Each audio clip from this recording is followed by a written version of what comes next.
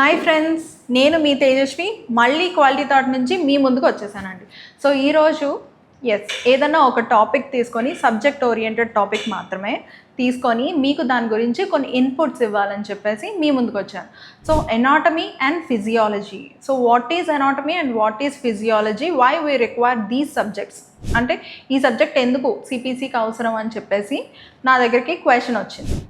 So anatomy and physiology. So what ever the process, అంటే either diagnostic process కావచ్చు, లేకపోతే ఏదన్నా సరే ప్రొసీజరల్ కావచ్చు, ఏ సర్జరీ చేసినా ఏం చేసినా సరే ఇవన్నీ కూడా దేనికి సంబంధించినవి, ఒక హ్యూమన్ బాడీకి సంబంధించినవి కదా. సో ఆ హ్యూమన్ బాడీ గురించి ఫస్ట్ మనం తెలుసుకుంటేనే, each to each, bit to bit మనం తెలుసుకున్నప్పుడే ప్రొవైడర్ ఏ డయాగ్నోస్టిక్ కండిషన్ కోడ్ చేస్తున్నాడు, అలానే ఏ ప్రొసీజర్ చేస్తున్నాడు, ఏ పార్ట్కి చేస్తున్నాడు, ఇవన్నీ కూడా మనకు తెలుస్తాయి అన్నమాట.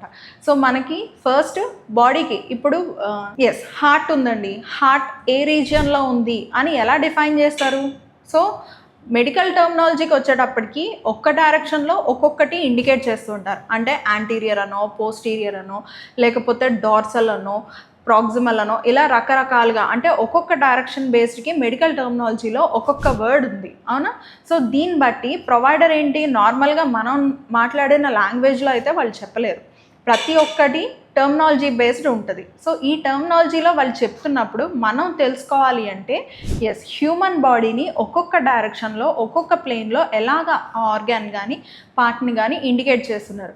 ఒకవేళ ఏదైనా డిసీజ్ వస్తే ఆ డిసీజ్కి సంబంధించి దానికి నేమ్స్ ఎలా అపెండ్ చేస్తున్నారు. అండ్ ఒకవేళ ప్రొసీజర్ చూస్తే కనుక ఆ ప్రొసీజర్ ఏం ప్రొసీజర్, ఆ ప్రొసీజర్ నేమ్ని ఎట్లా డిఫరెన్షియేట్ చేసి మనం తెలుసుకోవచ్చు. వీటన్నిటిని కూడా ఎలాగా అంటే anatomy and physiology, complete human body గురించి, దాని యొక్క స్ట్రక్చర్ గురించి, parts, organs and body functions ఇవన్నీ తెలుసుకున్నప్పుడే మనం అన్నిటి గురించి ఈ ప్రొసీజరా అయితే ఈ పార్ట్లో ఈ రీజన్లో ఇలా చేస్తారు అని మనం తెలుసుకోగలం. దాన్ని బట్టి కరెక్ట్గా కోడ్ అపెండ్ చేయగలం. సో నేను కూడా చెప్పేదంతే, ఎనాటమీ అండ్ ఫిజియాలజీ ఎందుకు అంటే anatomy, ana means human body, tomy అంటే కటింగ్ అనమాట. ఒక హ్యూమన్ బాడీ డిఫరెంట్ ప్లేన్స్లో, డిఫరెంట్ డైరెక్షన్స్లో మనం ఎలా ఇండికేట్ చేస్తాము, సో ఆ ఇండికేషన్ అంతా తెలుసుకోవాలి. అండ్ ఫిజియాలజీ అంటే కంప్లీట్ హ్యూమన్ బాడీ స్ట్రక్చర్ అనమాట. So human body, its parts, organs, body functions ఇవన్నీ కూడా మనం తెలుసుకోవాలి. సో ఇదంతా తెలుసుకోవాలంటే ఇదంతా కూడా ఎందులో ఉంటుంది, anatomy and physiology related subject.